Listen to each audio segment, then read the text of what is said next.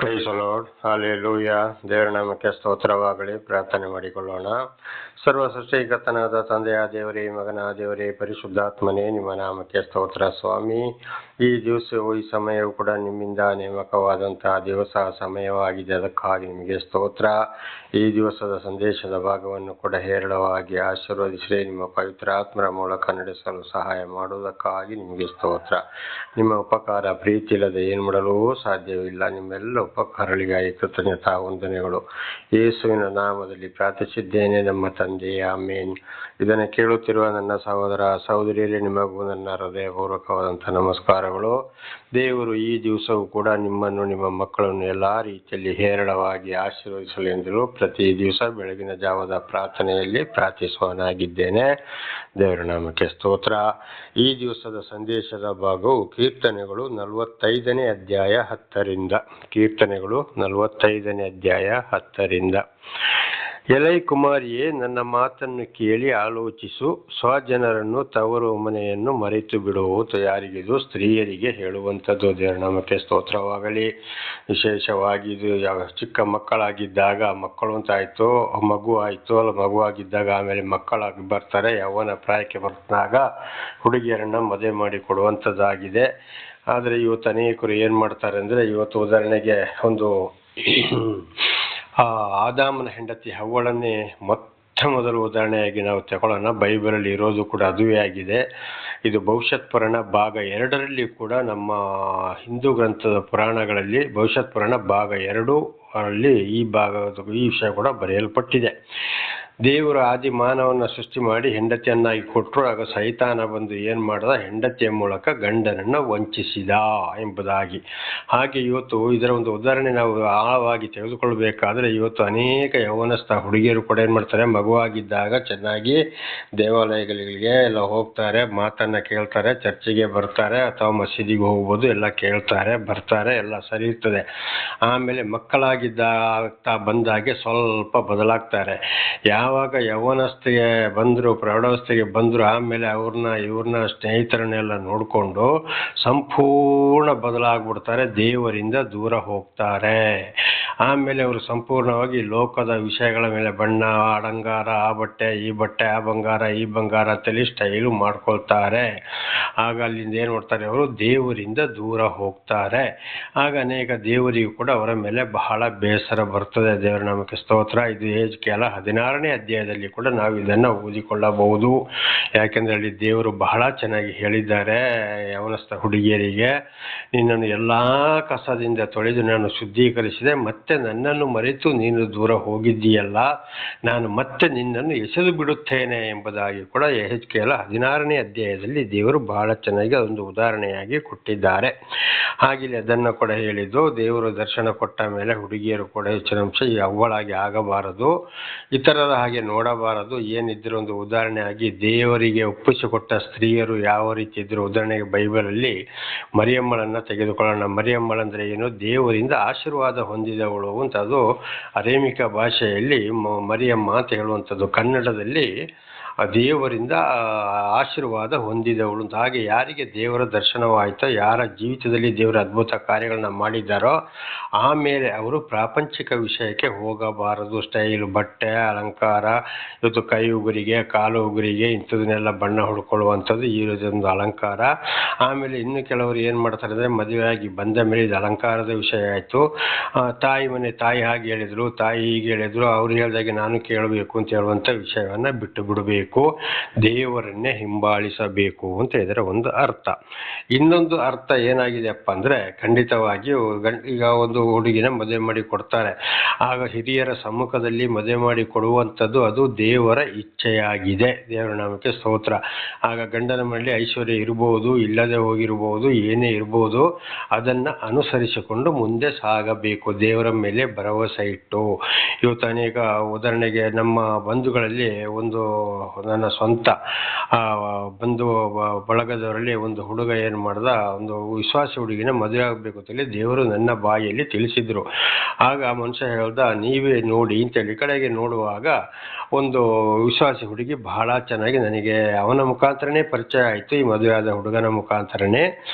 ಆಗ ಅಲ್ಲಿ ಒಂದು ಹುಡುಗಿ ನೋಡುವಾಗ ಬಹಳ ಚೆನ್ನಾಗಿ ಇದು ವಿಶ್ವಾಸದಲ್ಲಿ ಇತ್ತು. ಅವರ ಮನೆಗೆ ಕೂಡ ನನ್ನ ಒಂದ್ಸಲ ಅವನು ಕರ್ಕೊಂಡು ಹೋದ, ಬನ್ನಿ ನಾನು ನಿಮಗೆ ಫಸ್ಟ್ ತೋರಿಸ್ತೇನೆ ಎಂಬುದಾಗಿ ಕರ್ಕೊಂಡು ಹೋದ. ಹೋಗಿ ನೋಡಿದಾಗ ಭಾಳ ನನಗೆ ಸಂತೋಷ ಆಯಿತು. ಕಡೆಗೆ ಹೀಗೆ ಮಾತಾಡ್ತಾ ಹುಡುಗ ಹೇಳ್ದೆ, ನೀವೇ ಹುಡುಗಿನ ಕೇಳಿ ನೋಡಿ ಅವರ ತಂದೆ ತಾಯಿ ಜೊತೆ ಅಂತ. ಕಡೆಗೆ ಮತ್ತೆ ಫೋನ್ ಮೂಲಕ ನಾನೇ ಮಾತಾಡುವಾಗ ಈಗ ಬಹಳ ಸಂತೋಷವಾಯಿತು. ದೇವರ ಚಿತ್ತವಾದರೆ ಅವರು ನೆರವೇರಲಿ ಅಂತ ಆಯಿತು. ಆಮೇಲೆ ಹುಡುಗಿನ ವಿಚಾರಿಸಿ ಅಂತ ನಾನು ಹೇಳಿದಾಗ ಅವ್ರು ಏನು ಮಾಡಿದ್ರು, ಅವ್ರ ತಾಯಿ ಹುಡುಗಿನ ವಿಚಾರಿಸಿದ್ದಾರೆ, ತಂದೆ ತಾಯಿ ಆಯಿತು ಆಗ್ತೇನೆ ಅಂತ ಒಪ್ಪಿಕೊಂಡ್ಲು. ಆದರೆ ಇದು ಲೋಕದ ವಿಷಯದಲ್ಲಿ ಇವರು ಒಕ್ಕಲಿಗರು, ಅವರು ಏನಾಗಿದ್ದಾರೆ, ಈ ಲೋಕದ ವಿಷಯದಲ್ಲಿ ದಯವಿಟ್ಟು ಯಾರು ಬೇಸರ ಮಾಡಬಾರ್ದು, SC ಜನಾಂಗದವರು, ದೇವರ ನಾಮಕ್ಕೆ ಸ್ತೋತ್ರವಾಗಲಿ. ಹಾಗೆ ಆಯಿತು, ಎಲ್ಲ ಒಪ್ಪಂದ ಆಯಿತು. ಹುಡುಗನಲ್ಲಿ ಹೇಳ್ದ, ಕಡೆಗೆ ಅದು ಏನಾಯಿತು, ನನ್ನ ಮೇಲೆ ಭಾಳ ಬಂತು. ಅದು ಏನೇ ಇರಲಿ, ಮದುವೆ ಆಯಿತು. ಮದುವೆ ಆಗಿ ಬಂದ ಮೇಲೆ ಕೂಡ ಏನಾಯಿತು, ಆ ಹುಡುಗನ ತಂದೆ ತಾಯಿ ಎಲ್ಲ ಸೇರಿಕೊಂಡು ನನಗೂ ಬೈದರು, ಹುಡುಗಿಗೂ ಬೈದರು, ಜಾತಿ ಮತ ಭೇದ ಎಲ್ಲವನ್ನ ಮಾಡಿ ನಾವು ಅಲ್ಲಿಗೆ ಹೋಗೋದಿಲ್ಲ, ಅವರು ಈ ಕಡೆಗೆ ಬರಬಾರ್ದು, ನಮ್ಮ ಮಾನ ಮರ್ಯಾದೆ ಹೋಯ್ತು ಅಂತ. ಇದು ಸರ್ವಸಾಮಾನ್ಯ ಲೋಕದಲ್ಲಿ ಇರುವಂಥದ್ದು. ದೇವರ ನಾಮಕ್ಕೆ ಸ್ತೋತ್ರವಾಗಲಿ. ಹಾಗೆ ಆಯಿತು. ಹಾಗೆ ಆ ಕಡೆಗೆ ದೇವರು ಏನೇನು ಜ್ಞಾನದಲ್ಲಿ ಆ ಹುಡುಗಿಗೆ ಧೈರ್ಯ ತುಂಬಬೇಕೋ, ಧೈರ್ಯ ಕೊಡಬೇಕೆಲ್ಲ ನನ್ನ ಮುಖಾಂತರ ಧೈರ್ಯ ಕೊಡಿಸಿದ್ರು. ಹೀಗೀಗೆ ನಡ್ಕೋ ಹೀಗೀಗೆ ಆಗಾಯಿತು ಅಂತ. ಆದರೆ ಇವತ್ತು ಬಹಳ ಒಂದು ಬಂದು ಬಳಗದರಲ್ಲಿ ನಾವು ಮದುವೆ ಆಗಿದ್ದರೂ ಕೂಡ ಇಷ್ಟು ಒಳ್ಳೆ ಹುಡುಗಿ ನಮಗೆ ಸಿಗ್ತಿರ್ಲಿಲ್ಲ, ಇಂಥ ಸೊಸೆ ನಮಗೆ ಸಿಗ್ತಿರ್ಲಿಲ್ಲ ಅಂತೇಳಿ ಕಡೆಗೆ ಅವರ ಬಾಯಿಯಲ್ಲಿ ಬಂತು. ಕಡೆಗೆ ಅದು ಬಹಳ ಒಂದು ದೊಡ್ಡ ಸಾಕ್ಷಿ ಇದೆ. ಅದು ಏನೇ ಇರಲಿ, ಕಡೆಗೆ ಆ ಹುಡುಗಿ ಕೂಡ ನನಗೊಂದು ಮಾತು ಹೇಳಿದ್ಲು, ಅಂಕಲ್ ಏನೇ ಆದರೂ ನಾನು ಅದನ್ನೆಲ್ಲ ಲೆಕ್ಕಕ್ಕೆ ತಂದುಕೊಳ್ಳೋದಿಲ್ಲ, ದೇವರೇ ಹೇಳಿದ್ದಾರಲ್ಲ ಈ ರೀತಿ ಕಷ್ಟ ಇದೆ ಅಂತ. ಹೌದಮ್ಮ, ನೀ ದೇವರಲ್ಲೇ ಭರವಸೆ ಇಟ್ಟು ನೀ ಮುಂದೆ ಹೋಗು, ಯೋಚನೆ ಮಾಡಬೇಡ ಅಂತ ಹೇಳಿದೆ. ಅದೇ ರೀತಿ ಏನಾಯಿತು, ಎಲ್ಲ ಆಗೋಯ್ತು, ಚೆನ್ನಾಗಿ ಇದ್ದಾರೆ.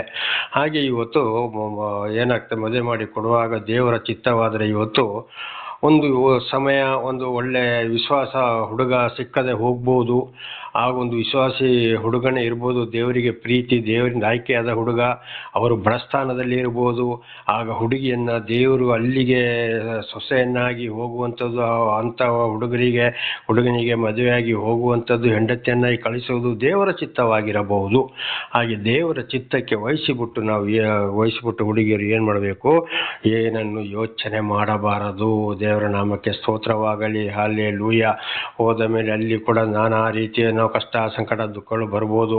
ಇನ್ನೊಂದು ಉದಾಹರಣೆ ತಗೊಳ್ಳೋಣ. ಅಬ್ರಹಾಮನ ಹೆಂಡತಿ ಸಾರಾ ಬೇಕಾದಷ್ಟು ಆಸ್ತಿ ಪಾಸ್ತಿ ಇತ್ತು. ಅಬ್ರಹಾಮ್ ಅಂದರೆ ನಂಬಿಗಸ್ತ ಅಂತ ಇದರ ಅರ್ಥ. ಹಾಗೆ ಭಾಳ ಐಶ್ವರ್ಯವಂತರು.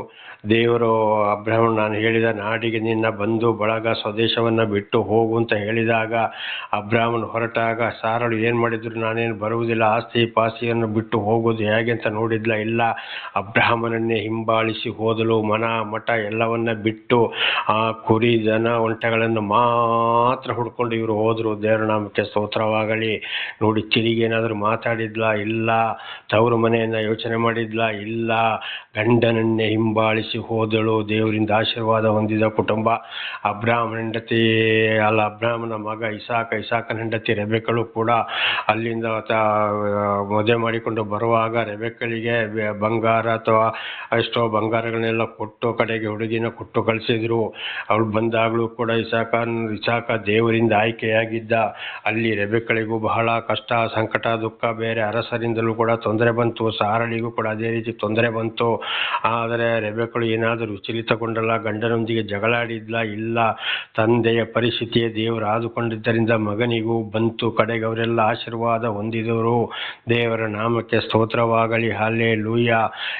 ಆಮೇಲೆ ಇಸಾಕನ ಎರಡನೇ ಮಗ ಯಾಕೋಬನಿಗೆ ಕೂಡ ಅವನ ಸೋದರ ಮಾವನೇ ಏನು ಮಾಡಿದರು, ಎರಡು ಸ್ವಂತ ಸೋದರ ಮಾವನೇ ಅಳಿಯನಿಗೆ ವಂಚಿಸಿ 2 ಹೆಣ್ಣು ಮಕ್ಕಳಿಗೋಸ್ಕರ 14 1 6 20 ವರ್ಷ ಚೆನ್ನಾಗಿ ದುಡಿಸಿಕೊಂಡನು. ಆಮೇಲೆ ನೋಡಿ ಅಲ್ಲಿ ಏನಾಯ್ತಾ, ನಾನಾ ರೀತಿ ಅದರಲ್ಲಿ ಮತ್ತು ಇವರಿಗಿಂತ ಬಹಳ ದುಡಿಸಿಕೊಳ್ಳಬೇಕು ಅಂತೇಳಿ ವಂಚನೆ ಮಾಡೋಕ್ಕೆ ನೋಡಿದಾಗ ಅದೇ ಯಾಕೋಬ ಹೆಂಡತಿಯರಿಗೆ, ನೋಡಪ್ಪ ನಿನ್ನ ಅಪ್ಪ ಈ ರೀತಿ ಮಾಡ್ದ ಅಂತ ಹೇಳುವಾಗ ಅದರಲ್ಲಿ ಒಬ್ಳು ಏನು ಹೇಳಿದ್ಲು, ನೀನು ದೇವರು ನಿನಗೆ ಏನು ಹೇಳಿದ್ರು ಹೇಳಿದ್ರು ಅದರಂತೆ ಮಾಡು ಅಂತೇಳಿ ಉತ್ತರ ಕೊಟ್ಟಳು. ತಂದೆ ತಾಯಿಯನ್ನು, ಅಣ್ಣ ತಮ್ಮಂದಿರ ಬಂಧು ಬಳಗವನ್ನು ವಹಿಸಿಕೊಳ್ಳಲಿಲ್ಲ. ಗಂಡನ ಪರವಾಗಿ ನಿಂತಳು. ದೇವರ ನಾಮಕ್ಕೆ ಸ್ತೋತ್ರವಾಗಲಿ. ಅದೇ ಮಾತನ್ನು ಇಲ್ಲಿ ಹೇಳಿದ್ದು, ಎಲೆ ಕುಮಾರಿಯೇ, ನನ್ನ ಮಾತನ್ನು ಕೇಳಿ ಆಲೋಚಿಸು, ಸ್ವಜನರನ್ನು ತವರ ಮನೆಯನ್ನು ಮರೆತು ಬಿಡು. ಆ ರೀತಿ ಮದುವೆಯಾಗಿ ಬಂದಾಗ ಒಂದು ವೇಳೆ ಈ ರೀತಿಯೆಲ್ಲ ಆಗ್ಬೋದು, ಸಂತೋಷ ಪಡಬೇಕು. ಆದರೆ ದೇವರ ಸಮ್ಮುಖದಲ್ಲಿ ಯಾವಾಗ ಒಂದು ಯೌವನಸ್ಥ ಹುಡುಗಿಗೆ ದೇವರ ಒಂದು ಒಳ್ಳೆ ವಿಶ್ವಾಸಿ ಹುಡುಗ ಸಿಕ್ತಂದ್ರೆ, ಇವತ್ತು ಹುಡುಗಿಯ ಮನೆಯಲ್ಲಿ ಒಳ್ಳೆ ಐಶ್ವರ್ಯತನ ಇರ್ಬೋದು, ಆಡಂಬರವೇ ಇರ್ಬೋದು, ಆದರೆ ಇದು ದೇವರ ಚಿತ್ತ ಅಂತೇಳಿ ಸರಿಯಾದರೆ ಮದುವೆ ಎಲ್ಲ ನೆರವೇರ್ತದೆ. ಅಲ್ಲಿಗೆ ಅದನ್ನ ಇವರ ತವರು ಮನೆಯನ್ನು ಕೂಡ ಮರೆತು ಬಿಡಂದ್ರೆ, ಸಂಪೂರ್ಣವಾಗಿ ಅಲ್ಲಿ ಹೋಗಬೇಡ ಬರಬೇಡ ಅಂತಲ್ಲ, ಅಲ್ಲಿ ನಿನಗೆ ಸೌಕರ್ಯಗಳು ಅದು ಇದು ಏನೇ ಚೆನ್ನಾಗಿದ್ರು ಮದುವೆ ಮಾಡಿ ಬಿಟ್ಟಲ್ಲಿ ಒಂದು ವೇಳೆ ನಿನಗೆ ಕಷ್ಟ ಆದರೂ ಕೂಡ ಏನು ಮಾಡು, ಬಿಟ್ಟು ಬಿಡು ಅಂತ ಇದರ ಅರ್ಥ. ದೇವರ ನಾಮಕ್ಕೆ ಸ್ತೋತ್ರವಾಗಲಿ. ಇನ್ನೊಂದು ಅರ್ಥ ಇದರದ್ದು ಏನಪ್ಪ ಸೂಚಿಸ್ತದೆ ಅಂದರೆ, ನಾವು ದೇವರ ಬಳಿಗೆ ಬರೋಕ್ಕೆ ಮೊದಲು ಬಹಳ ಚೆನ್ನಾಗಿ ಇವತ್ತು ಇದ್ದಿರ್ಬೋದು, ಮಾಡ್ಬೋದು. ದೇವರ ಬಳಿಗೆ ಬಂದ ಮೇಲೆ ಬಹಳ ಕಷ್ಟ, ಸಂಕಟ, ದುಃಖಗಳನ್ನು ಅನುಭವಿಸಬೇಕಾಗ್ತದೆ. ಇದು ದೇವರ ಪ್ರೀತಿಯಲ್ಲಿ ನಡೆಸ್ತಾರೆ. ನನ್ನನ್ನು ಹಿಂಬಾಲಿಸುವವರಿಗೆ ಬಹಳ ಕಷ್ಟ ಇದೆ ಅಂತ ದೇವರೇ ಹೇಳಿದ್ದಾರೆ. ಆಗ ಏನು ಮಾಡಬೇಕು ಒಂದು ಸಮಯ ಹಾಗೆ ಆದರೂ, ಏನು ಹೇಳಿದ್ರು ಯಾರು ಹೇಳಿದ್ರು ಮಾತು ಕೇಳಬಾರ್ದು, ದೇವರನ್ನೇ ಹಿಂಬಾಲಿಸಿ ಹೋಗಬೇಕು. ದೇವರ ನಾಮಕ್ಕೆ ಸ್ತೋತ್ರವಾಗಲಿ. ಹಲ್ಲೆಲೂಯಾ. ಉದಾಹರಣೆಗೆ ನೋಹನ 3 ಮಕ್ಕಳು, 3 ಸೊಸೆಂದಿರು ಕೂಡ ಏನು ಮಾಡಿದ್ರು, ಈ ಆಸ್ತಿ ಪಾಸ್ತಿಯನ್ನು ಎಲ್ಲವನ್ನ ಬಿಟ್ಟು ದೇವರು ಹೇಳಿದಾಗೆ 3 ಮಾಡಿದ್ದು ಬಿದಿರಿನ ನಾವೆಯನ್ನು ಕಟ್ಟಿಕೊಂಡು ದೇವರದೊಳಗೆ ಸೇರಿಸಿದ್ರು. 150 ದಿವಸ ನೀರಿನ ಮೇಲೆ ತಿರುಗಾಡಿಸಿದ್ರು. ಆಮೇಲೆ 6 ಬೆಟ್ಟ ಅಂತ ಹೇಳೋದು ಒಂದು ಗುಡ್ಡದಲ್ಲಿ ತಗೊಂಡೋಗಿ ಇಳಿಯುವ ಹಾಗೆ ಮಾಡಿದ್ರು. ಆಗ ನೋಹನ ಸೊಸೆಂದರು ಏನಾದರೂ ಹೇಳಿದ್ರ? ಏನು ಹೇಳಲಿಲ್ಲ. ಆಗಾಗ ಆಸ್ತಿ ಪಾಸ್ತಿ ತವರು ಮನೆಯಲ್ಲಿ ಎಷ್ಟಿದ್ರು ಕೂಡ ಅದನ್ನು ಮರಿಬೇಕು, ದೇವರ ಚಿತ್ತದಂತೆ ನಡೆಯಲು ಒಪ್ಪಿಸಿಕೊಡಬೇಕು. ದೇವರ ನಾಮಕ್ಕೆ ಸ್ತೋತ್ರವಾಗಲಿ. ಹಾಗೆ ಇದೇ ರೀತಿ ಒಪ್ಪಿಸಿಕೊಟ್ಟು ದೇವರನ್ನೇ ಹಿಂಬಾಲಿಸಿದರು. ನನ್ನ ಈ 31 ವರ್ಷ ದೇವರೊಂದಿಗೆ ಜೀವಿಸಿದಂಥ ವರ್ಷಗಳಲ್ಲಿ 2 ಹುಡುಗಿಯರನ್ನು ದೇವರು ಚೆನ್ನಾಗಿ ನನಗೆ ತಿಳಿಸಿಕೊಟ್ಟಿದ್ದಾರೆ. ಒಂದು ಮಂಡ್ಯದ ಒಂದು ಹುಡುಗಿ, ಇನ್ನೊಂದು ಉಡುಪಿಯ ಒಂದು ಹುಡುಗಿ. ದೇವರ ನಾಮಕ್ಕೆ ಸ್ತೋತ್ರಗಳು. ಏನಾದರೂ ನಾನು ದೇವರ ಸೇವಕರುಗಳನ್ನೇ, ದೇವರ ವಿಶ್ವಾಸಿಯನ್ನೇ ಮದುವೆ ಆಗ್ತೇನೆ ಅಂತ ಹೇಳಿ ದೇವರ ನಾಮಕ್ಕೆ ಸ್ತೋತ್ರವಾಗಲಿ. ಹಲ್ಲೆಲೂಯಾ. ಹಾಗೆ ದೇವರಿಂದ ದರ್ಶನ ಹೊಂದಿದ ಮೇಲೆ ಸಂಪೂರ್ಣವಾಗಿ ದೇವರಲ್ಲೇ ಭರವಸೆ ಇಡಬೇಕು. ಇವರ ಮೇಲೆ ಎಲ್ಲರ ಮೇಲೆ ಪ್ರೀತಿ ಇರಬೇಕು, ಹೋಗಬೇಕು ಬರಬೇಕು. ಅಂದರೆ ದೇವರಿಗೆ ವಿರುದ್ಧವಾದ ಮಾತುಗಳಿಗೆ ನಾವು ಕಿವಿ ಕೊಡಬಾರ್ದು. ಅವರ ಆಸ್ತಿ ಆಡಂಬರ ಅದಕ್ಕೆ ಇದಕ್ಕೆ ಏನಿದ್ರು ಆ ಕಡೆ ಮನಸ್ಸೇ ಕೊಡಬಾರ್ದು. ಕೆಲವರು ನಮ್ಮ ತಾಯಿ ಮನೆ ಹಾಗೆ, ತಾಯಿ ಹಾಗೆ ಹೇಳಿದ್ರು, ತಾಯಿ ಹೀಗೆ ಹೇಳಿದ್ರು, ಅಕ್ಕ ಹಾಗೆ ಹೇಳಿದ್ಲು, ತಂಗಿ ಹೀಗೆ ಹೇಳಿದ್ಲು, ಇಲ್ಲದ್ರೆ ನಮಗೆ ಅಲ್ಲಿಗೆ ಬರೋಕ್ಕೆ ನಾಚಿಕೆ ಆಗ್ತದೆ, ಇಲ್ಲಿಗೆ ಬರೋಕ್ಕೆ ನಾಚಿಕೆ ಆಗ್ತದೆ, ಅವರು ಎಂಥ ಬಟ್ಟೆ ಹಾಕಿದ್ದಾರೆ, ಅಲಂಕಾರ ಮಾಡ್ತಾರೆ, ಇದೆಲ್ಲ ಬಹಳ ಈ ಕಡೆ ದೇವ್ರ ಕಡೆಗೆ ಇರ್ತಾರೆ, ದೆವ್ವದ ಕಡೆಗೆ ಇರ್ತಾರೆ. ಹಾಗೆ ಹವ್ವಳು ಕೂಡ ಆದಾಮನ್ನು ಕೆಡಿಸಿದ್ದು ಸೈತಾನನ ಕೆಲಸದಿಂದಲೇ. ದೇವರ ನಾಮಕ್ಕೆ ಸ್ತೋತ್ರವಾಗಲಿ. ಹಲ್ಲೆಲೂಯಾ. ಹಾಗೆ ಏನು ಮಾಡಿದ್ರು, ಆದಾಮನಿಗೆ ಬುದ್ಧಿ ಹೇಳಿ ಆದಾಮ ತನ್ನ ಹೆಂಡತಿಗೆ ಹೇಳಿದಾಗ ದೇವರು ಈ ರೀತಿ ಹೇಳಿದ್ರು ಅಂತೇಳಿ ಅಲ್ಲಿಂದ ದೇವರು ಏದೇನು ತೋಟದಿಂದ, ಅಂದರೆ ಪರಿಶುದ್ಧ ಭೂಮಿ ಏದೇನು ತೋಟ ಅಂದರೆ ಅಲ್ಲಿಂದ ದೂರ ಹೋದಾಗ ಸೈತಾನ ಬಂದು ಶೋಧನೆಗೆ ದೇವರೇ ಬಿಟ್ಟರು. ಆಗ ಸೈತಾನ ಬಂದು ವಂಚಿಸಿದಾಗ ಏನು ಮಾಡಿದ್ಲು, ಸೈತಾನ ಮಾತಿಗೆ ಕಿವಿ ಕೊಟ್ಲು. ದೇವರು ಗಂಡನೊಂದಿಗೆ ಹೇಳಿದಂಥ ಮಾತು ಗಂಡನು ತಿಳಿಸಿದಾಗ ಮಾತಿಗೆ ಬೆಲೆ ಕೊಡಲಿಲ್ಲ. ಮೊಟ್ಟ ಮೊದಲು ಭೂಲೋಕಕ್ಕೆ ಶಾಪ ಬಂದಿದ್ದೇ ಒಂದು ಸ್ತ್ರೀಯಿಂದ ಎಂಬುದಾಗಿ ನಾವು ಅಲ್ಲಿ ಸ್ಪಷ್ಟವಾಗಿ ತಿಳಿದುಕೊಳ್ಳುತ್ತೇವೆ. ಹಾಗೆ ಹೀಗೆ ಇದೇ ವಿಚಾರದಲ್ಲಿ ಕೂಡ ಏನಾಗ್ತದೆ, ಅಲ್ಲಿ ಅನೇಕರು ದೇವರಿಂದ ದೂರ ಹೋಗ್ತಾರೆ ಯೌವನ ಪ್ರಾಯದಲ್ಲಿ. ಹಾಗೆ ಸಾರಳ ಹಾಗೆ, ರೆಬೆಕ್ಕಳ ಹಾಗೆ, ಯಾಕೋಬನ ಹೆಂಡತಿಯಾಗಿ, ನೋಹನ 3 ಸೊಸೆಂದರ ಹಾಗೆ ಜೀವನಕ್ಕೆ ಇದನ್ನು ನೀವು ಅರ್ಥ ಮಾಡಿಕೊಳ್ಳಬೇಕು. ದೇವರ ನಾಮಕ್ಕೆ ಸ್ತೋತ್ರವಾಗಲಿ. ಹಲ್ಲೆಲೂಯಾ. 11ನೇ ವಚನ 45:11. ಆಗ ರಾಜನು ನಿನ್ನ ಲಾವಣ್ಯವನ್ನು ನೋಡಲು ಅಪೇಕ್ಷಿಸುವನು, ಆತನೇ ನಿನಗೆ ಒಡೆಯನು, ಆತನಿಗೆ ನಮಸ್ಕರಿಸು. ಹಾಗೆ ಇದೆಲ್ಲ ಈ ಆಶೀರ್ವಾದ ಎಲ್ಲ ಬರಕ್ಕೆ ಕಾರಣ ಯಾರು? ದೇವರೇ ಕಾರಣ. ಲಾವಣ್ಯ ಅಂದರೆ ಬೆಳ್ಳಿ ಬಂಗಾರ ವಜ್ರ ವೈಡ್ಯ ಎಷ್ಟೇ ಇರ್ಬೋದು, ಆಸ್ತಿ ಪಾಸ್ತಿ ಇರ್ಬೋದು, ಎಂತೆಂಥ ಅಲಂಕಾರನ ಮಾಡ್ಕೊಳ್ಬೋದು. ದೇವರ ವಾಕ್ಯಕ್ಕೆ ಕಿವಿ ಕೊಡದ ಹೋದರೆ ಇದೆಲ್ಲವೂ ನುಸಿ ಹಿಡಿದಾಗೆ. ಈ ಬೆಳ್ಳಿ ಬಂಗಾರ ವಜ್ರ ವೈಡೂರ್ಯ, ರೇಷ್ಮೆ ಸೀರೆ, ಆ ಸೀರೆ ಈ ಸೀರೆ, ಅಷ್ಟು ₹1000 ಸೀರೆಗಳು, ಮಕ್ಕಳು ಅಂತ ಒಂದು ಅಲಂಕಾರ, ಇನ್ನೊಂದು ಅಲಂಕಾರ ದೇವರ ಬಳಿ ಒಯ್ಯುವುದಿಲ್ಲ, ಬದಲಾಗಿ ಅದು ನರಕಕ್ಕೆ ತಗೊಂಡು ಹೋಗ್ತದೆ. ಇದೆಲ್ಲ ಸೈತಾನನ ಕಾರ್ಯಗಳು. ದೇವರು ದರ್ಶನವಾದ ಮೇಲೆ ದೇವರ ವಾಕ್ಯಕ್ಕೆ ವಿಧೇಯರಾಗಿ ಯಾವ ಹುಡುಗಿಯರು ಹೆಂಗಸರು ಜೀವಿಸ್ತಾರೋ ಅಂಥವರ ಮೇಲೆ ದೇವರಿಗೆ ಕೋಪ, ಅದುವೇ ಲಾವಣ್ಯ. 1 ಪೇತ್ರ 3ನೇ ಅಧ್ಯಾಯ 2 ಪೇತ್ರ 3ನೇ ಅಧ್ಯಾಯದಲ್ಲಿ ಕೂಡ ಸ್ಪಷ್ಟವಾಗಿ ಆಚಾರ ವಿಚಾರ ಬರೆದಿರುತ್ತದೆ. ದೇವರ ವಾಕ್ಯಕ್ಕೆ ವಿಧೇಯರಾಗಿ ನಡೆಯುವುದೇ ನಿಮ್ಮ ಭೂಷಣವಾಗಿರಲಿ, ಅಲಂಕಾರವಾಗಿರಲಿ. ಸರಳ ಉದಾಹರಣೆಯನ್ನು ಕೂಡ ಅಲ್ಲಿ ಕೊಡಲ್ಪಟ್ಟಿದೆ. ದೇವರ ನಾಮಕ್ಕೆ ಸ್ತೋತ್ರವಾಗಲಿ. ಹಲ್ಲೆಲೂಯಾ. ಆಗ ದೇವರಿಗೆ ಅಂತ ಹುಡುಗಿಯರ ಮೇಲೆ, ಇದು ಸ್ತ್ರೀಯರ ಮೇಲೆ ದೇವರಿಗೆ ಪ್ರೀತಿ ಇಲ್ಲ. ಅದು ಬೇಕು ಇದು ಬೇಕು ಅಂತ ಹೇಳ್ಕೊಂಡು ಬಾಬು ಕಟ್ಟು ಮಾಡಿಕೊಂಡು ನಾನಾ ಥರದ ಸ್ಟೈಲ್ಗಳನ್ನ ಮಾಡಿಕೊಂಡು ಮಕ್ಕಳಿಗೆ ಕೂಡ ಬೇಡಾದ ಬುದ್ಧಿಗಳನ್ನ ಕಳಿಸಿಕೊಂಡು ಈ ಕಡೆ ಪ್ರಾರ್ಥನೆ, ಈ ಕಡೆ ಸೈತಾನನ ಭಜನೆಗಳು, ಈ ಕಡೆ ದೇವರು, ಈ ಕಡೆ ದೆವ್ವ ಅಂತ ಹೇಳ್ಕೊಂಡು ಹೋದವ್ರು ಖಂಡಿತವಾಗಿ ಯಾರೇ ಆದರೂ ದೇವರಿಗೆ ಅಂಥವ್ರ ಮೇಲೆ ಪ್ರೀತಿ ಇಲ್ಲ ಅಂತ ಇದನ್ನು ನೋಡ್ತದೆ.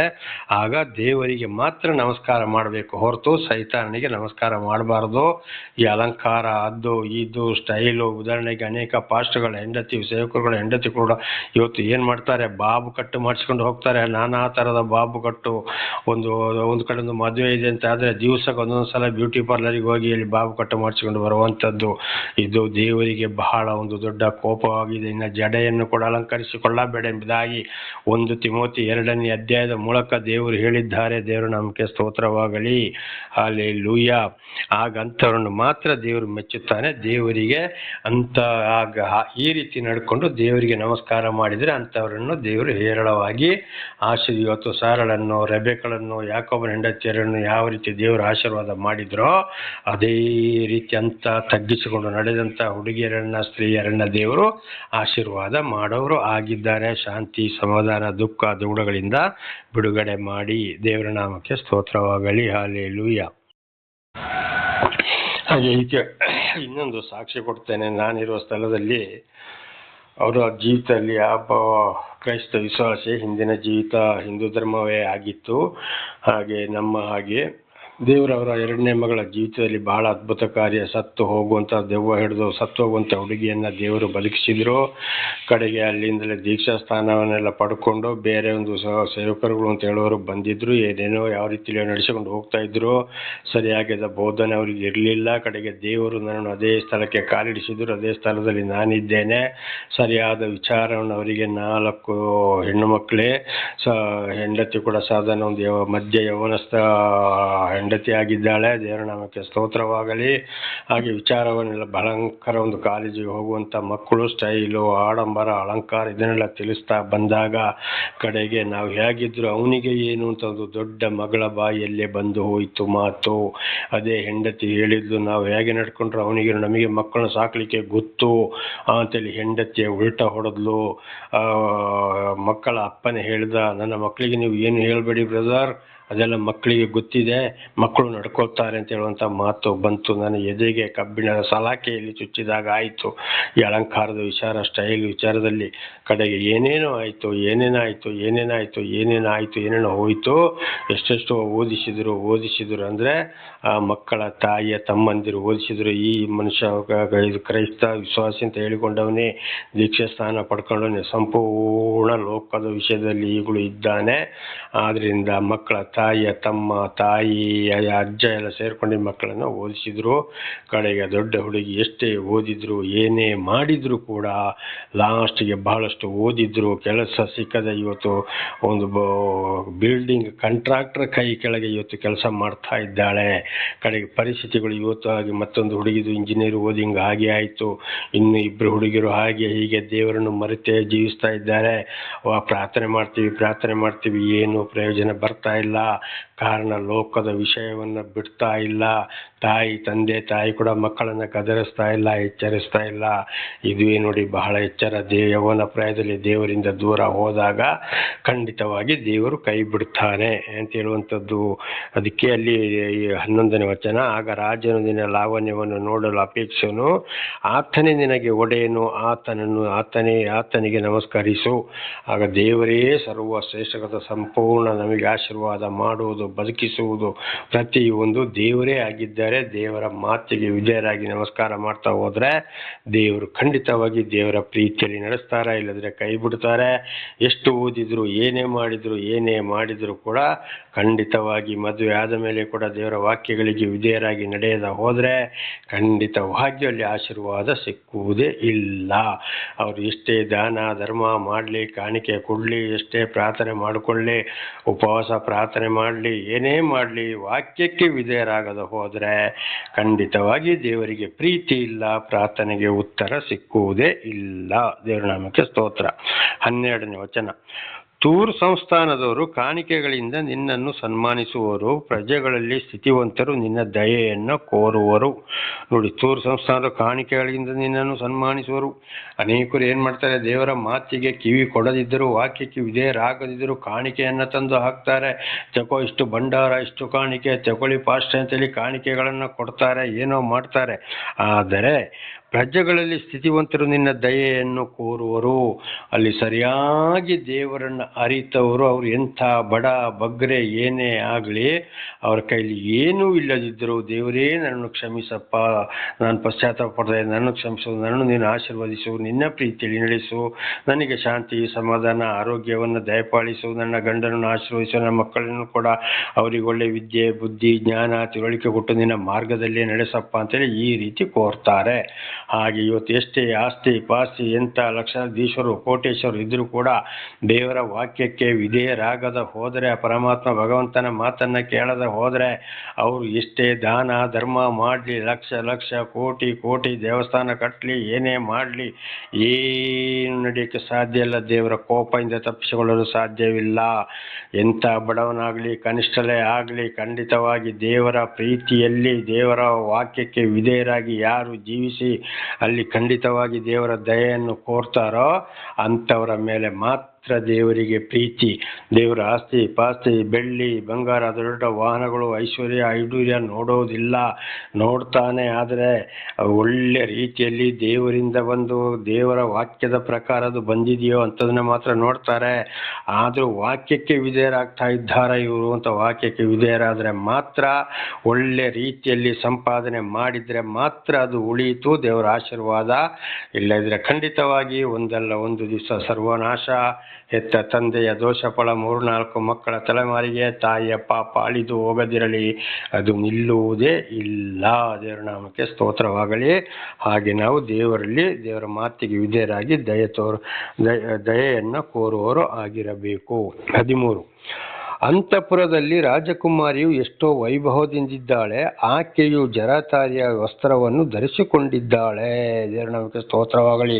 ನೋಡಿ, ಅಂತಃಪುರದಲ್ಲಿ ಅಂದರೆ ರಾಜಕುಮಾರಿ, ರಾಜನ ಮನೆಯಲ್ಲಿ ರಾಜನ ಹೆಂಡತಿ ಏನು ಮಾಡ್ತಾ ಇದ್ದಾಳೆ, ಎಷ್ಟೋ ವೈಭವ, ಏನು ಅವರ ಬೆಳ್ಳಿ ಬಂಗಾರ ಬಟ್ಟೆಗಳು, ಕೈಗೊಂದು ಆಳು, ಕೂತ್ರೆ ಆಳು, ಎದ್ದರೆ ಆಳು, ಹೆಚ್ಚಿನಂಶದು ದೊಡ್ಡ ದೊಡ್ಡ ಐಶ್ವರ್ಯವಂತರಲ್ಲಿ ಇದೇ ರೀತಿ. ಅದರಲ್ಲಿ ಇನ್ನು ವಿಶೇಷವಾಗಿ ರಾಜರ ಹೆಂಡತಿ, ರಾಣಿಯರಂದ್ರೆ ಇನ್ನು ಹೇಳ್ಬೇಕಾ, ಇಂತಿಂಥ MLAಗಳು MP ಗಳು ರಾಜಕಾರಣಿಗಳು, ಸಾಧಾರಣ ದೊಡ್ಡ ರಾಜಕಾರಣಿಗಳು, ಇಂಥವರಲ್ಲಿ ಕೂಡ ಅದೇ ಪರಿಸ್ಥಿತಿಯವರು. ಆಗ ಇನ್ನು ಅಂತಃಪುರದಲ್ಲಿ ರಾಣಿ ಕೂಡ ಅವ್ರ ಹೊರಗೆ ನೋಡುವುದೇ ಕಷ್ಟ, ನೋಡೋಕ್ಕೆ ಸಿಕ್ಕುವುದೇ ಕಷ್ಟ. ಅವರ ಆಡಂಬರ ವಜ್ರ ವೈಡ್ಯರ ಈ ರೀತಿಯಲ್ಲಿ ಇರ್ತಾರೆ. ಆಕೆ ಜರತಾರಿಯ ವಸ್ತ್ರವನ್ನು ಧರಿಸಿಕೊಂಡಿದ್ದಾಳೆ. ನೋಡಿ ಎಂಥ ಬಟ್ಟೆ.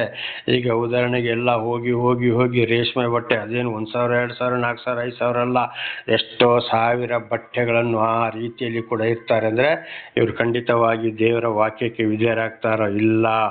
ಆದರೆ ದೇವರನ್ನು ಗೊತ್ತಿದ್ರು ತಿಳಿದ್ರು ಕೂಡ ಈ ರೀತಿಯಲ್ಲಿ ಸೈತಾನ ಕಾರ್ಯದಲ್ಲಿ ನಡೀತಾ ಇರ್ತಾರೆ ಅಂತ ಇದರ ಅರ್ಥ. ಆಕೆಯು ಜೂಟೆದಾರಿ ಕಸೂತಿ ಕೆಲಸದ ವಸ್ತ್ರಗಳನ್ನು ಧರಿಸಿಕೊಂಡು ಸತಿಯರಾದ ಕನ್ಯೆಯರ ಪರಿವಾರದೊಡನೆ ಅರಸನ ಬಳಿಗೆ ಬರುವಳು. ದೇವರ ನಾಮಕ್ಕೆ ಸ್ತೋತ್ರವಾಗಲಿ.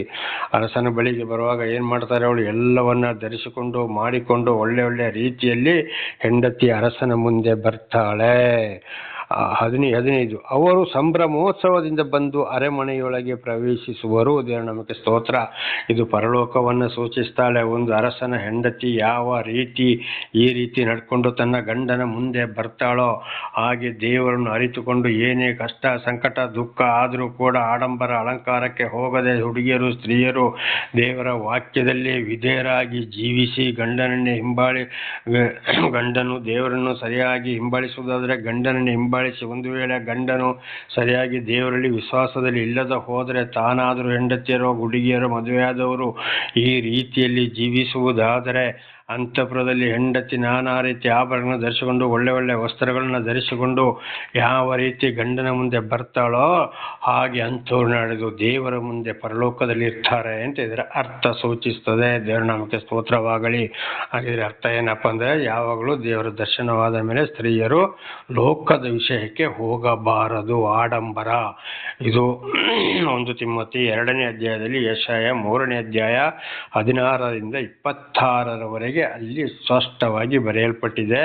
ಅದಕ್ಕೆ ಉದಾಹರಣೆ ಆಗಲೇ ನಾವು ತಿಳ್ಕೊಂಡ ಹಾಗೆ ಅಬ್ರಹಾಮನ ಹೆಂಡತಿ ಸಾರಳು, ಇಸಾಕನ ಹೆಂಡತಿ ರೆಬೆಕ್ಕಳು, ಯಾಕೋಬನ 2 ಹೆಂಡತಿಯರು, ನೋಹನ 3 ಸೊಸೆಯಂದಿರು ಯಾವ ರೀತಿ ಜೀವಿಸಿದ್ರು, ಇದು ಒಂದು ಉದಾಹರಣೆಯಾಗಿದೆ. ದೇವರ ದರ್ಶನವಾದ ಮೇಲೆ ದೇವರ ವಾಕ್ಯಕ್ಕೆ ವಿಧೇಯರಾಗಿಯೇ ಅಲಂಕಾರವಿರಬೇಕು ಹೊರತು ಖಂಡಿತವಾಗಿ ಬ್ಯೂಟಿ ಪಾರ್ಲರಿಗೆ ಹೋಗುವಂಥದ್ದು, ಆ ಸ್ಟೈಲು ಈ ಸ್ಟೈಲು, ಅವ್ರನ್ನ ನೋಡೋದು ಇವ್ರನ್ನ ನೋಡೋದು. ಅನೇಕ ರೀತಿ ಸೇವಕರುಗಳು ಬೋಧನೆ ಮಾಡೋರು ಕೂಡ ಅವರ ಹೆಂಡತಿಯರು ಏನು ಹೇಳ್ತಾರೆ, ಅಯ್ಯೋ ಆ ಮಕ್ಕಳು ಈಗ ಬಟ್ಟೆ ಹಾಕಿದ್ರೆ ಇನ್ಯಾವಾಗ ಹಾಕೋದು, ಆ ಸ್ಟೈಲ್ ಮಾಡಿದ್ರೆ ಇನ್ಯಾವಾಗ ಸ್ಟೈಲ್ ಮಾಡೋದು, ಅವರಿಗೇನು ವಯಸ್ಸಾಗಿದೆಯೋ, ಮಕ್ಕಳು ಅಲ್ವಾ, ಸಂತೋಷವಾಗಬೇಕಲ್ವಾ, ಅವರಿಗೆ ಬೇರೆ ಮಕ್ಕಳನ್ನ ನೋಡಿ ಬೇಜಾರಾಗ್ತದಲ್ವ. ಈ ರೀತಿ ಮಕ್ಕಳನ್ನು ಕೆಡಿಸುವಂಥ ತಾಯಂದಿರು ಇವತ್ತು ಬಹಳ ತಾಯಂದಿರಿದ್ದಾರೆ.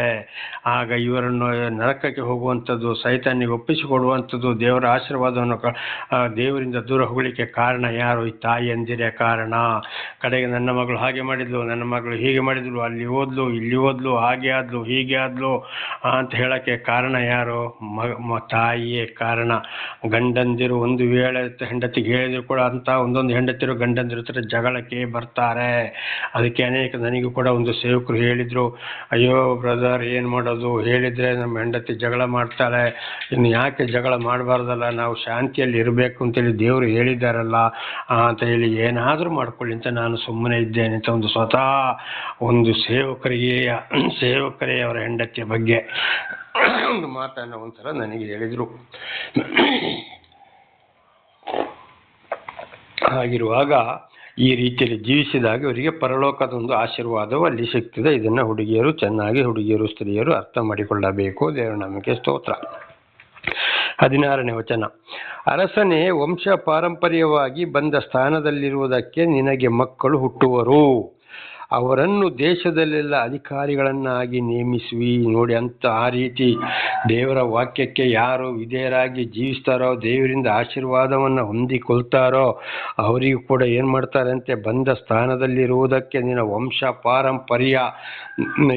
ಪಾರಂಪರ್ಯಲ್ಲಿ ಏನಾಗ್ತದೆ, ನಿನಗೆ ಮಕ್ಕಳು ಹುಟ್ಟುವರು ಅಂದರೆ ಒಬ್ಬರು ಸತ್ರ ಮೇಲೆ ಒಬ್ಬರು ಸತ್ತ ಮೇಲೆ ಒಬ್ಬರು ಸತ್ತ ಅಲ್ಲಿ ಅವರವರೇ ಅರಸರನ್ನಾಗಿ ಹೋಗ್ತಾರೆ ಅಂತ ಇದರ ಅರ್ಥ. ಇಲ್ಲದಿದ್ರೆ ಮಧ್ಯದಲ್ಲಿ ಇವತ್ತು ನೋಡ್ತೀವಿ ನಾವು. ಒಂದು ಉದಾಹರಣೆಗೆ ನಮ್ಮ ಕರ್ನಾಟಕ ಅರಸರ ಆಡಳಿತದಲ್ಲಿತ್ತು, ಅದನ್ನು ಅಲ್ಲಿಂದ ಏನಾಯಿತು, ಸರ್ಕಾರವೇ ಕಿತ್ತುಕೊಂಡಿತ್ತು. ಹಾಗೆ ಇವತ್ತು ಹೊರಗಡೆ ಒಂದೊಂದು ರಾಷ್ಟ್ರಗಳಲ್ಲಿ ನಾವು ನೋಡ್ತೇವೆ, ಅಧ್ಯಕ್ಷರು ಅರಸರುಗಳು ಯಾರಾಗಿರ್ತಾರೆ, ಒಂದೊಂದು ಒಳ್ಳೆ ರೀತಿಯಲ್ಲಿ ನಡೆಸೋರು ಅವರವರ ಮಕ್ಕಳೇ ಆಗ್ತಾ ಹೋಗ್ತಾರೆ. ಇಲ್ಲದ್ರೆ ಅಲ್ಲಿ ಒಂದು ಚುನಾವಣೆ ಆಗೋ ಅರಸನು ಬಿದ್ದು ಹೋಗ್ತಾನೆ, ಅರಸನನ್ನು ಹೊಡಿತಾರೆ, ಕೊಳ್ತಾರೆ, ಇನ್ನೊಂದು ಅರಸನನ್ನು ನೇಮಿಸ್ತಾರೆ, ಕಿತ್ತು ಎಸೀತಾರೆ. ಇದೆಲ್ಲವನ್ನ ನಾವು ಕಾಣಬಹುದು. ದೇವರ ನಾಮಕ್ಕೆ ಸ್ತೋತ್ರವಾಗಲಿ. ಈಗ ನೋಡಿ, ದಾವೀದ ಅರಸನ ಮಾವ ಹೆಂಡತಿ ಅಪ್ಪ ಸೌಲನನ್ನು ಇಸ್ರಾಯೇಲರ ಅರಸನನ್ನಾಗಿ ನೇಮಿಸಿದರು. ದೇವರ ಮಾತಿಗೆ ಅವಿಧೇಯರಾದ ಕಾರಣ ಆ ಅರಸನ ಕೈಯಿಂದ ರಾಜ್ಯವನ್ನು ಕಿತ್ತು ಅಳಿಯ ದಾವೀದನಿಗೆ ಕೊಟ್ಟರು. ದೇವರ ನಾಮಕ್ಕೆ ಸ್ತೋತ್ರವಾಗಲಿ. ಹಲ್ಲೆಲೂಯಾ. ಹಾಗೇ ನಡೀತಾ ಬರ್ತಾ ಇದೆ. ಒಳ್ಳೆ ದೇವರ ವಾಕ್ಯಕ್ಕೆ ಯಾರು ವಿಧೇಯರಾಗಿ ಜೀವಿಸ್ತಾರೋ, ಯಾವ ಗಂಡ ಹೆಂಡತಿಯರು ಅವರ ಮಕ್ಕಳು ದೇವರಿಂದ ಆಶೀರ್ವಾದವನ್ನು ಹೊಂದಿ ಅದೇ ತಂದೆಗೆ ಮಾಡಿದಂಥ ಆಶೀರ್ವಾದವನ್ನು ದೇವರು ಇಲ್ಲಿ ಆ ಮಕ್ಕಳಿಗೂ ಕೂಡ ಕೊಡ್ತಾರೆ. ಅವರು ಪಾರಂಪರ್ಯವಾಗಿ ಅಧಿಕಾರವನ್ನು ನಡೆಸ್ತಾ ಹೋಗ್ತಾರೆ. ದೇಶದಲ್ಲೆಲ್ಲ ಅವರೇ ಅಧಿಕಾರಿಯಾಗಿರುವರು. ಒಂದು ವೇಳೆ ತಪ್ಪಿ ಹೋದರೆ ಅಲ್ಲಿ ಕಿತ್ತು ಎಸೆದು ಇನ್ನೊಬ್ಬರನ್ನು ಆ ಸ್ಥಾನಕ್ಕೆ ನಿಲ್ಲಿಸುತ್ತಾರೆ. ಉದಾಹರಣೆಗೆ ಈಗ ನಾನಿರುವ ಸ್ಥಳದಲ್ಲೇ ಇಲ್ಲಿಗೆ ಬಂದ ಒಂದು ಸೇವಕರುಗಳೇ ಬೇರೆ, ಕಡೆಗೆ ಅವರ ಪರಿಸ್ಥಿತಿ ಏನೋ ಅದು ಅವ್ರನ್ನ ಹೇಳಿ ಪ್ರಯೋಜನ ಇಲ್ಲ. ಅವರ ಒಂದು ಅಧಿಕಾರಿ ಕೂಡ ಆ ರೀತಿಯಲ್ಲೇ ಇದ್ದ.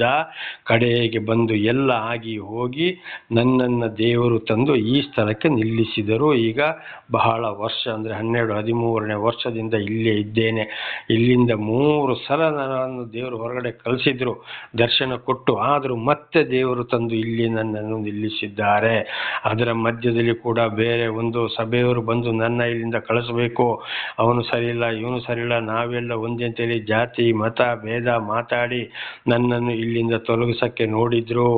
ಆದರೆ ದೇವರು ನನ್ನನ್ನು ಬಿಡಲಿಲ್ಲ. ಕಡೆಗೆ ಯಾರು ತೊಲಗಿಸ್ಲಿಕ್ಕೆ ನೋಡಿದ್ರೋ ಅವರೇ ಇಲ್ಲಿಗೆ ಬಾರದೆ ಆದರೂ. ದೇವರ ನಾಮಕ್ಕೆ ಸ್ತೋತ್ರವಾಗಲಿ. ಹಲ್ಲೆಲೂಯ.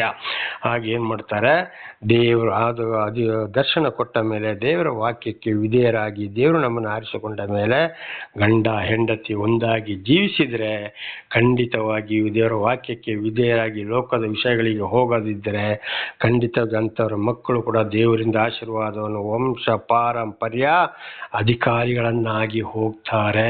ದೇವರ ನಾಮಕ್ಕೆ ಸ್ತೋತ್ರ. ಇಲ್ಲ ಇದರ ಮಧ್ಯದಲ್ಲೇ ಅಲ್ಲಿ ಕಿತ್ತು ಎಸೆದು ಬಿಡುತ್ತಾರೆ. ಇವತ್ತು ಅನೇಕ ಅರಸರುಗಳ ವಿಚಾರಗಳು ಇದಿವೆ, ಒಂದೊಂದು ಮಂತ್ರಿಗಳ ವಿಚಾರಗಳು ಕೂಡ ಇವೆ, ಒಂದೊಂದು ಸೇವಕರುಗಳು ಒಂದೊಂದು ಕಡೆಗೆ ಹೋಗಿ ನೋಡಿ ಚೆನ್ನಾಗಿ ಅರ್ಥ ಮಾಡಿಕೊಳ್ಳಬಹುದು.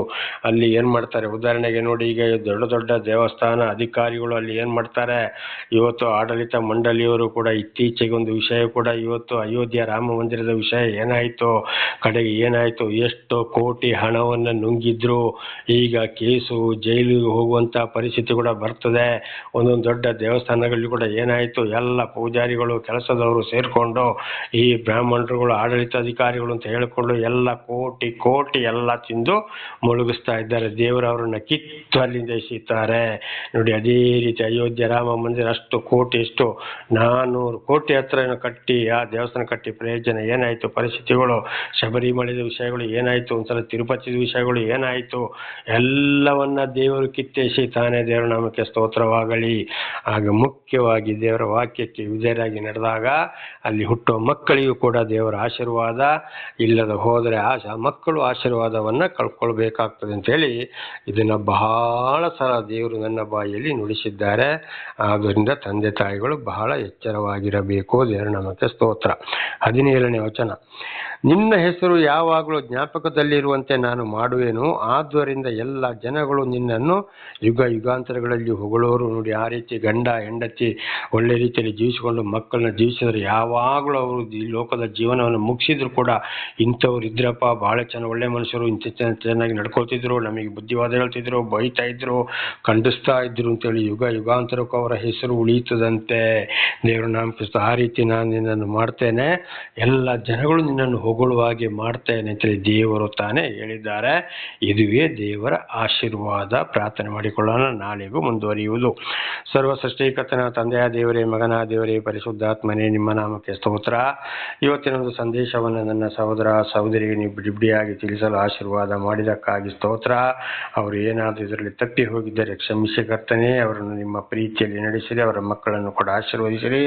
ಅದಕ್ಕೆ ಬೇಕಾದ ವಿಶೇಷವಾದ ಶಾಂತಿ, ಸಮಾಧಾನ, ಆರೋಗ್ಯ, ಜ್ಞಾನವನ್ನು ಕೊಟ್ಟು ಗಂಡ ಹೆಂಡತಿಯರು ಮಕ್ಕಳನ್ನು ಕೂಡ ನಿಮ್ಮ ಮಾರ್ಗದಲ್ಲಿ ನಡೆಸುವಂತಾಗಲಿ. ವಿಶೇಷವಾಗಿ ಯವನಸ್ಥ ಹುಡುಗಿಯರು ಮತ್ತು ಮದುವೆಯಾದಂಥ ಹುಡುಗಿಯರು, ಮದುವೆ ಆಗದ ಯವನಸ್ಥರು, ಮದುವೆಯಾದಂಥ ಮಧ್ಯ ವಯಸ್ಸಿನವರು ಕೂಡ ನಿಮ್ಮ ವಾಕ್ಯಕ್ಕೆ ವಿಧೇಯರಾಗಿ ಜೀವಿಸಿ ನಿಮ್ಮಿಂದ ಆಶೀರ್ವಾದವನ್ನು ಹೊಂದಿ ಅವರ ಮಕ್ಕಳನ್ನು ಅದೇ ಮಾರ್ಗದಲ್ಲಿ ನಡೆಸಿ ಅವರ ಹೆಸರುಗಳು ಯುಗ ಯುಗಾಂತರ ಕುಡಿಯುವಾಗಿ ಆಶೀರ್ವದಿಸಿರಿ. ನಿಮ್ಮ ಪ್ರೀತಿ ಸಹಾಯ ಇಲ್ಲದೆ ಏನು ಮಾಡಲು ಸಾಧ್ಯವಿಲ್ಲ. ನಾನು ಕೂಡ ಹೆಚ್ಚೆಚ್ಚಾಗಿ ತಿಳಿದುಕೊಳ್ಳುವಂತೆ ನೀವು ಮಾಡಿದಕ್ಕಾಗಿಯೂ ನಿಮಗೆ ಸ್ತೋತ್ರ. ನಿಮ್ಮೆಲ್ಲ ಉಪಕಾರಗಳಿಗಾಗಿ ಕೃತಜ್ಞತಾ ವಂದನೆಗಳು. ಯೇಸುವಿನ ನಾಮದಲ್ಲಿ ಪ್ರಾರ್ಥಿಸಿದ್ದೇನೆ ನಮ್ಮ ತಂದೆಯ ಆಮೆನ್. ಇದನ್ನು ಕೇಳುತ್ತಿರುವ ನನ್ನ ಸಹೋದರ ಸಹೋದರಿಯರೇ, ನಿಮಗೂ ನನ್ನ ಹೃದಯಪೂರ್ವಕವಾದ ಧನ್ಯವಾದಗಳು. ದೇವರು ನಿಮ್ಮನ್ನು, ನಿಮ್ಮ ಮಕ್ಕಳನ್ನು, ಮದುವೆಯಾಗದಂಥ ಯವನಸ್ಥ ಹುಡುಗ ಹುಡುಗಿಯರಾದರೂ ನಿಮ್ಮನ್ನು ಕೂಡ ದೇವರು ಹೇರಳವಾಗಿ ಆಶೀರ್ವದಿಸಲಿ. ಆಮೇನ್.